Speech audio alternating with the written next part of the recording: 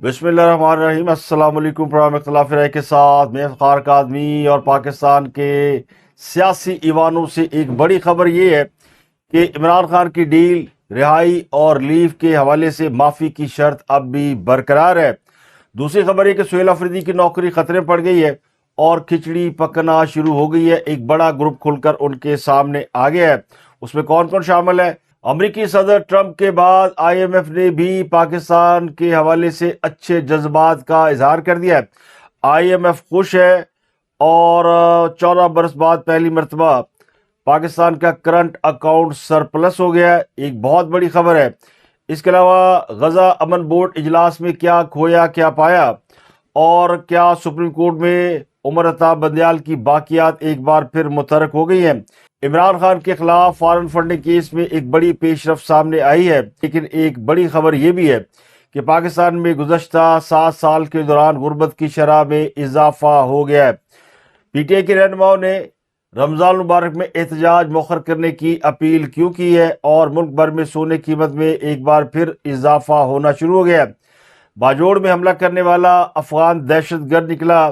ناقابل تردید شواہد منظر عام پر آ گئے۔ خودکش حملہ آور کی شناخت احمد عرف قاری عبداللہ کے نام سے ہو گئی ہے، جو افغانستان کے صوبہ بلخ کا رہائشی ہے۔ تو افغانستان میں پاکستان کے ممکنہ فضائی حملے کے پیش نظر سیکورٹی الرٹ بھی جاری کیا گیا ہے۔ تو سب سے پہلے اچھی خبر سے آغاز کر لیتے ہیں۔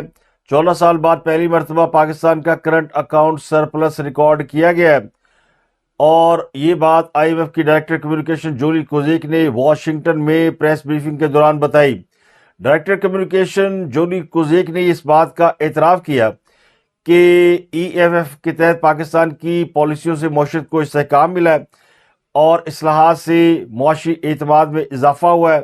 سرکاری خریداری کے نظام میں شفافیت پہلے سے زیادہ ہو گئی ہے، اور مالی سال 2025 میں پاکستان کی مالی کارکردگی مضبوط رہی ہے۔ پاکستان نے جی ڈی پی کا 1.3% بنیادی مالیاتی سرپلس حاصل کر لیا، جو کہ آئی ایم ایف پروگرام کے اہداف کے مطابق ہے۔ پاکستان میں مہنگائی کی شرح قابو میں رہی، اور پاکستان کے مالیاتی خسارے کو بھی بریک لگ گئی ہے۔ اور آئی ایم ایف کا وفد 25 فروری کو پاکستان کا دورہ کر رہا ہے، اور اس بات کی امید کی جا رہی ہے کہ پاکستان بجلی اور گیس کی قیمتوں میں کمی کے حوالے سے آئی ایم ایف سے کوئی بڑا ریلیف حاصل کر لے گا۔ اب بات کرتے ہیں پاکستان کی موجودہ سیاسی صورتحال کے حوالے سے۔ کل عمران خان کی ہمشیرہ علیمہ خان نے ایک مبینہ ڈیل آفر کی تھی، جس میں انہوں نے کہا تھا کہ اگر عمران خان کو ہاسپٹل سے جیل منتقل کر دیا جائے اور ان کا وہاں ان کے اہل خانہ اور ذاتی ڈاکٹروں کی موجودگی میں علاج کرایا جائے تو وہ ڈیل کرنے کے لیے تیار ہے۔ اب یہ ان کی پیشکش یقینی طور پر ان طاقتوں کے حوالے سے تھی جن طاقتوں کے بارے میں یہ گمان کیا جاتا ہے کہ ان کی وجہ سے خان صاحب جیل کے اندر بند ہیں، اور یہ وہی طاقتیں جن کے بارے میں گنڈا پور نے یہ انکشاف کیا تھا کہ وزیر داخلہ محسن نقوی ہی واحد سیاستدان ہے جو طاقتور لوگوں کے سامنے بات کر سکتے ہیں۔ تو انہی طاقتور لوگوں کے ذرائع نے بتایا کہ یہ جو ریلیف ڈیل یا رہائی کی باتیں ہو رہی ہیں، یہ قطعی درست نہیں ہے۔ ہاں صاحب کو اس وقت تک معافی نہیں مل سکتی، یا ان کی جماعت کے لوگوں کو اس وقت تک معافی نہیں مل سکتی جب تک 9 مئی کے حوالے سے واضح طور پر معافی نہ مانگی جائے۔ اور ذرائع نے یہ بھی دعویٰ کیا کہ 9 مئی کے حوالے سے جو اسٹیبلشمنٹ کے تحفظات ہیں وہ ابھی تک برقرار ہیں، ان میں رتی برابر بھی کمی نہیں آئی، نہ خیالات میں تبدیلی آئی ہے، نہ حالات میں کوئی تبدیلی آئی ہے۔ تو خاص صاحب کے حوالے سے جو خوشگمانیاں پیدا ہو رہی تھیں کہ ان کو کسی نہ کسی طریقے سے رہائی مل سکتی ہے، ان کے لیے کوئی راستہ تلاش کیا جا رہا ہے، اس کے بارے میں بھی واضح طور پر تردید کر دی گئی ہے۔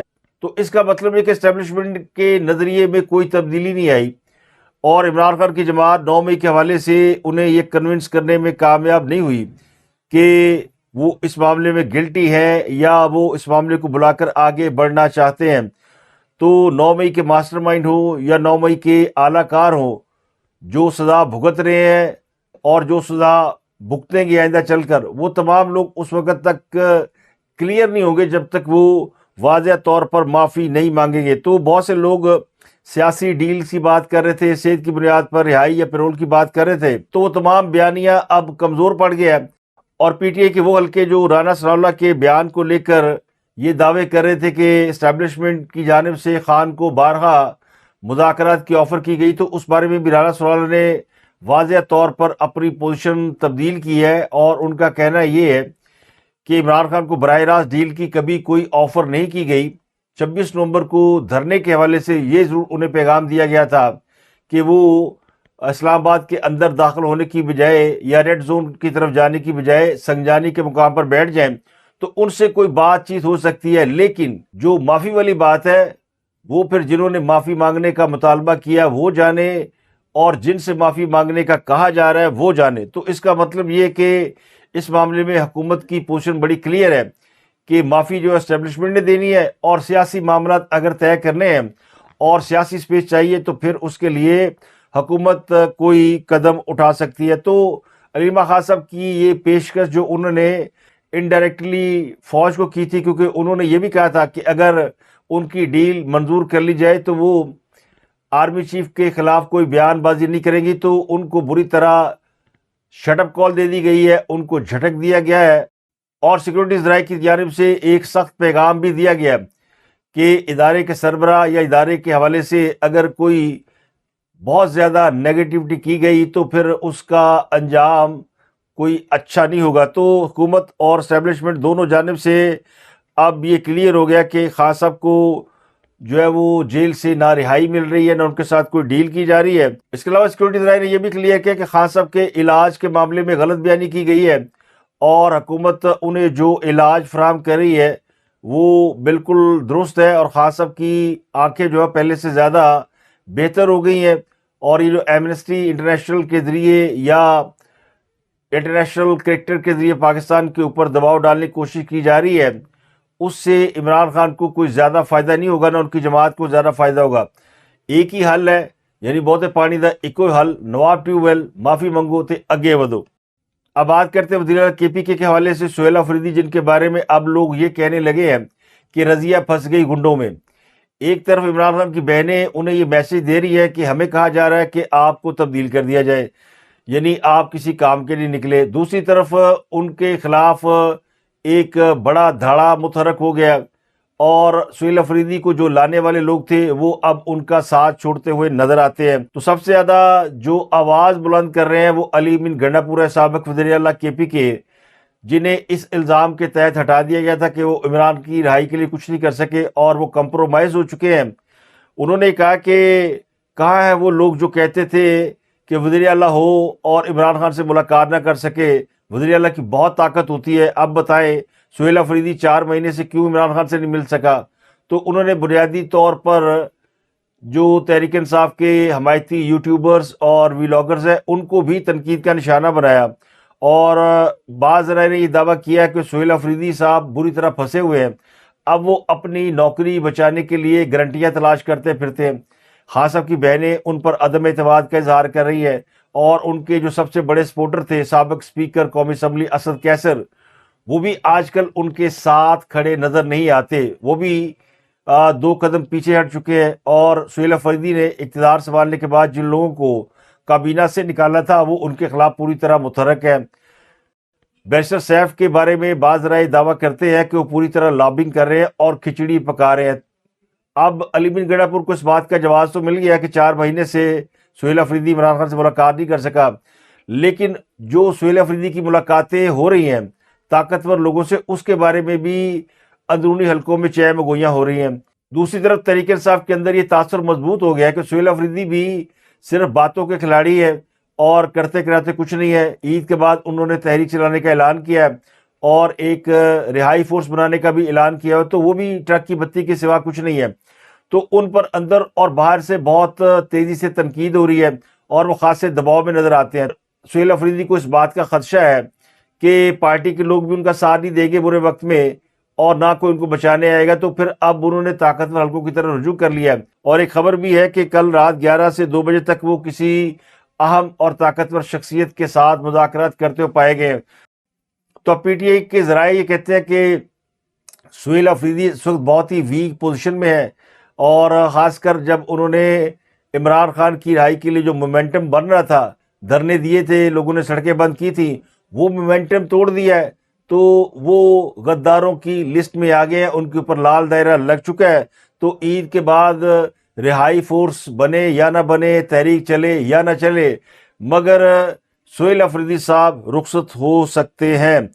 اس کے علاوہ کوٹ لکھپت جیل میں قید پی ٹی آئی کے رہنماؤں نے بھی ایک خط لکھا ہے اور رمضان میں احتجاج مؤخر کرنے کی اپیل کی ہے۔ ان میں شاہ قریشی، یاسمین راشد، اعجاز چودھری، عمر سرفراز چیمہ اور محمود الرشید، ان کی جانب سے میڈیا کو ایک مشترکہ خط لکھا گیا ہے اور کہا گیا کہ رمضان المبارک میں ہر قسم کی احتجاجی تحریک مؤخر کر دی جائے۔ پی ٹی آئی تو پہلے ہی رمضان المبارک میں تحریک چلانے کا فیصلہ واپس لے چکی ہے اور گل آگے بڑھ گئی ہے۔ تو اسیر رہنماؤں کا خط منیر نیازی کے اس شعر کی طرح ہے، ہمیشہ دیر کر دیتا ہوں۔ اگلی خبر ہے، عمران خان کے خلاف فارورڈ فنڈنگ کیس کے حوالے سے ایک اہم پیش رفت ہوئی ہے اور عدالت نے ملزمان کے خلاف 5 مارچ تک مکمل چلان جمع کرانے کا حکم دے دیا ہے۔ پاکستان تحریک انصاف کے سی ایف او سراج احمد اور نجی بینک کے ملازم فیصل قاضی بھی شامل تفتیش ہو گئے ہیں۔ عدالت کے جج عبدالغفور کاکڑ کے روبرو کیس کی سماعت کے دوران بتایا گیا ہے کہ 2 نئے ملزمان کے بعد چالان دوبارہ سے بنانے کا فیصلہ کیا گیا ہے۔ اب یہ جو 2 بڑے اہم ملزمان ہیں، سراج احمد، فیصل قاضی، یہ بڑے عرصے سے مفرور تھے۔ ان کو عدالت نے 5 مارچ تک عبوری ضمانت دے دی ہے۔ تو فارورڈ فنڈنگ کیس میں ان 2 اہم شخصیات کی شمولیت کے بعد اس بات کا قوی امکان ہے کہ اس حوالے سے کوئی بڑا فیصلہ سامنے آ سکتا ہے اور پی ٹی آئی کے لیے کوئی بڑی مشکل پیدا ہو سکتی ہے، جن میں ان کی جماعت پر پابندی لگنا بھی شامل ہے، کیونکہ سراج احمد پاکستان تحریک انصاف کے چیف فائنانس آفیسر تھے۔ ان کے پاس وہ تمام ریکارڈ موجود ہے جو کہ پارٹی کو کسی نے چندہ دیا، لیا یا پارٹی نے خرچ کیا۔ اور ایک نجی بینک کے ملازم فیصل قاضی جو کہ اس حوالے سے بڑے اہم کردار ہیں، ان کے بارے میں کہا جاتا ہے کہ یہ دونوں اب نہ صرف شامل تفتیش ہو رہے ہیں بلکہ وعدہ ماہ گواہ بھی بن رہے ہیں، اور فارورڈ فنڈنگ کیس میں خان صاحب کو ایک بہت ہی بڑے صدمے کا سامنا کرنا پڑ سکتا ہے۔ لیکن ایک ریلیف ملا ہے عمران خان کو سپریم کورٹ سے، اور چونکہ ابھی سابق چیف جسٹس عمر عطا بندیال کی باقیات سپریم کورٹ میں موجود ہے، تو کہیں نہ کہیں سے خان صاحب کو ریلیف مل ہی جاتا ہے۔ اب ایک بڑے اہم کیس میں جس میں عمران خان کو 10 ارب روپے ہرجانہ دینا پڑ سکتا ہے، اس کیس میں سپریم کورٹ نے کارروائی سے روک دیا۔ سابق وزیر عمران خان نے وزیر اعظم شہباز شریف کے اوپر ایک الزام لگایا تھا کہ انہوں نے ایک اہم کیس میں ان کو پیروی سے روکنے کے لیے 10 ارب روپے رشوت کی آفر کی تھی۔ اس پر شہباز شریف نے عمران خان کے اوپر ہرجانے کا دعویٰ کر دیا تھا، لیکن یہ ٹرائل کورٹ میں پیش نہیں ہوئے، نہ ان کی طرف سے کوئی پیش ہوا، تو ٹرائل کورٹ نے ان کا حق دفاع ختم کر دیا۔ اس کے بعد یہ ہائی کورٹ چلے گئے، ہائی کورٹ میں بھی صورتحال یہی تھی۔ اب یہ کیس سپریم کورٹ کے اندر موجود ہے، تو جسٹس عائشہ ملک سمیت 3 رکنی بینچ اس کیس کی سماعت کر رہا ہے۔ جسٹس عائشہ ملک نے کہا کہ اس مقدمے میں میرا اختلافی نوٹ ہے۔ 2 جج صاحبان نے حق دفاع ختم کرنے کے فیصلے کو درست قرار دیا تھا۔ وکیل علی ظفر نے کہا کہ عمران خان کی ٹانگ میں گولی لگی تھی، جس کی وجہ سے وہ کیس میں پیش نہ ہو سکے۔ اب اس مقدمے میں گواہان کے بیان ریکارڈ ہو رہے ہیں۔ جسٹس عائشہ ملک نے کہا کہ ٹرائل کورٹ نے حق دفاع ختم کرنے سے پہلے 2 تاریخوں پر بانی کا زخمی ہونا تسلیم کیا، تو زخمی تسلیم ہونے کے بعد حق دفاع کیسے ختم کیا جا سکتا ہے؟ تو جسٹس عائشہ ملک نے اس کیس میں وزیر اعظم شہباز شریف سے جواب طلب کر لیا۔ تو جو کرائن ہے، جو آثار ہے، وہ یہ بتاتے ہیں کہ اس کیس میں عمران خان صاحب کو جلد بڑا ریلیف مل جائے گا۔ ایک بری خبر یہ کہ پاکستان میں غربت 28.8% تک پہنچ گئی ہے۔ پچھلے 7 سالوں میں پاکستان کے اندر غربت جو ہے وہ پہلے سے زیادہ بڑھ گئی ہے۔ یہ بات خود حکومت کے ایک اہم وزیر منصوبہ بندی احسن اقبال نے اسلام آباد کے اندر پریس کانفرنس کرتے ہوئے بتائی۔ انہوں نے بتایا کہ شہری علاقوں میں غربت 11 سے بڑھ کر 17.4% ہو گئی ہے۔ پنجاب میں غربت 16.5 سے بڑھ کر 23.30% ہو گئی ہے۔ سندھ میں غربت 24.5% سے بڑھ کر 32.6% ہو گئی ہے، اور خیبر پختونخوا میں غربت 28.7% سے بڑھ کر 35.3% ہو گئی ہے۔ بلوچستان میں غربت 41.8% سے بڑھ کر 47% ہو گئی ہے۔ اس کی وجہ جو حکومت نے بتائی ہے وہ وفاقی ترقیاتی بجٹ کا حجم کم ہونا ہے، اور دوسرا IMF کا پروگرام ہے، جس کی وجہ سے روپے کی قدر گری اور مہنگائی نے لوگوں کو بری طرح کچلا۔ تو یہ غربت کی ایک بڑی وجہ وہ بتاتے ہیں۔ لیکن یہ بڑی الارمنگ ہے۔ معیشت کی بہتری کے باوجود غربت میں اضافہ ایک بہت ہی خوفناک رجحان ہے اور حکومتوں کو اس پر توجہ کرنے کی ضرورت ہے۔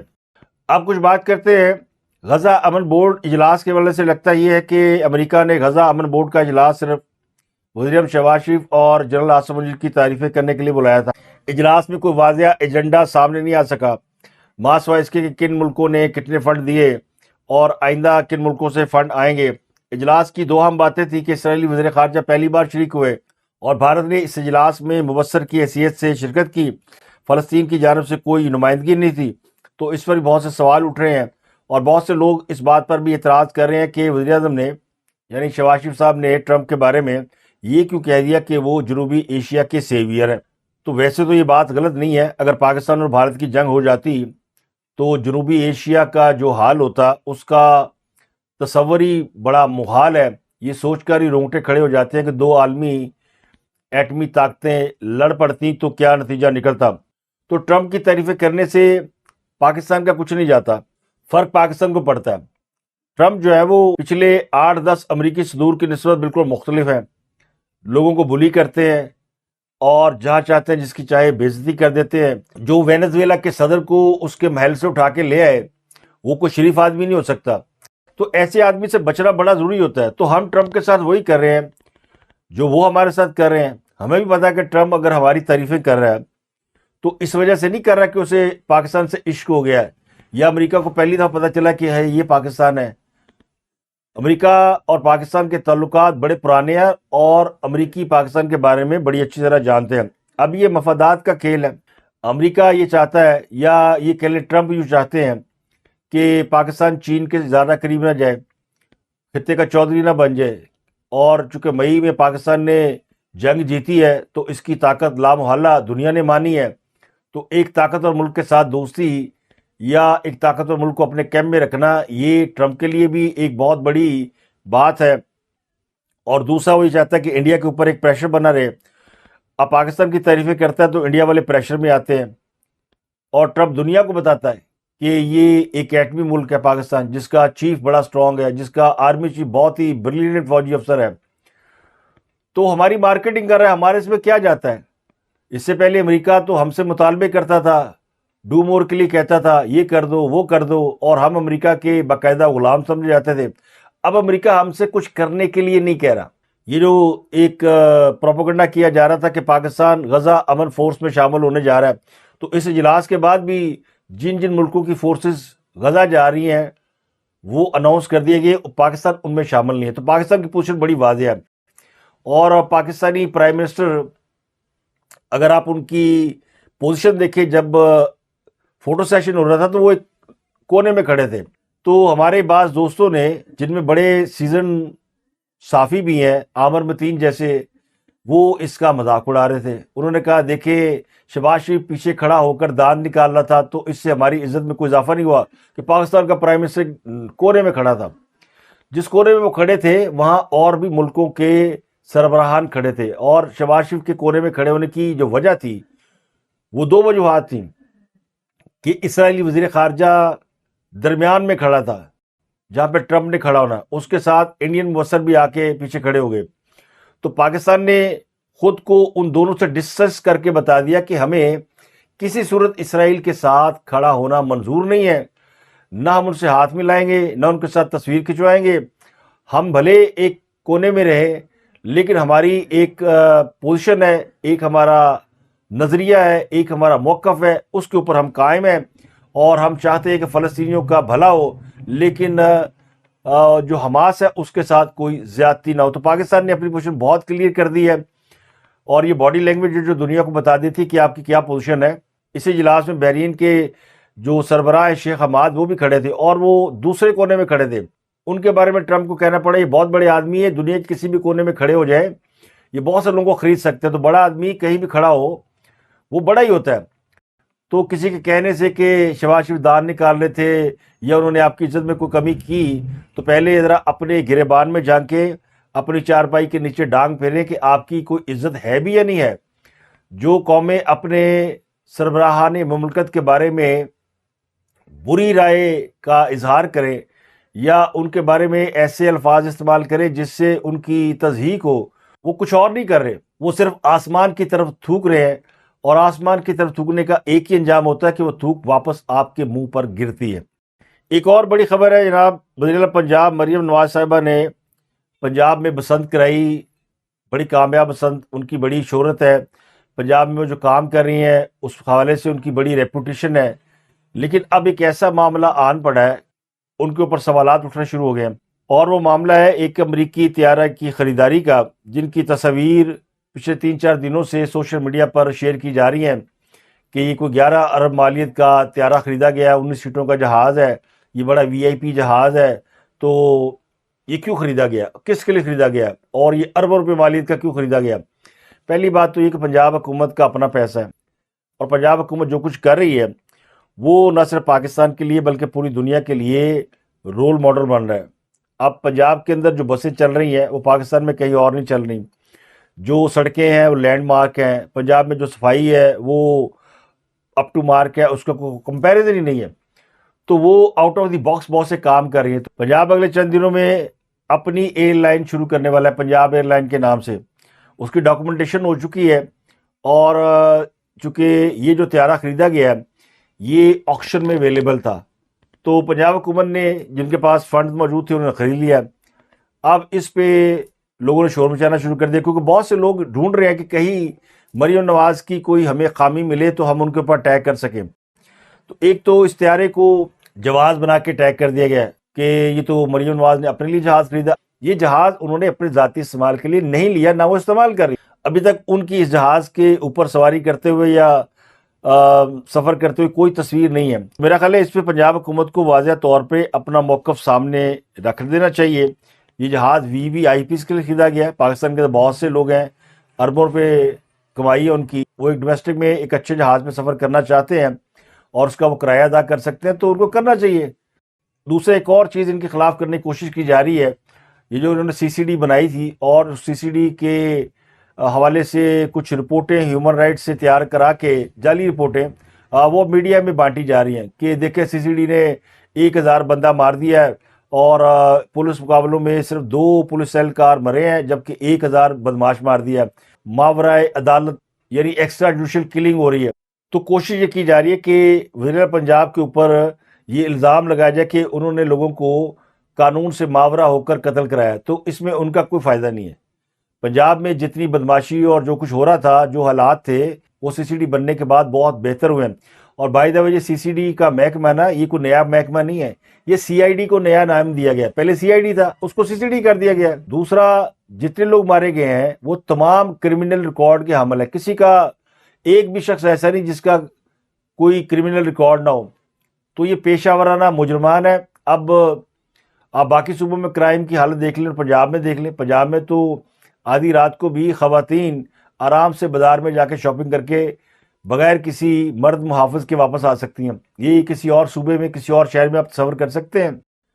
تو یہ ان کے جو اقدامات ہیں، اس کے لیے ان کو پنجاب کے عوام کی پوری سپورٹ حاصل ہے، چاہے وہ سی سی ڈی کا محکمہ ہو، چاہے کوئی اور محکمہ ہو.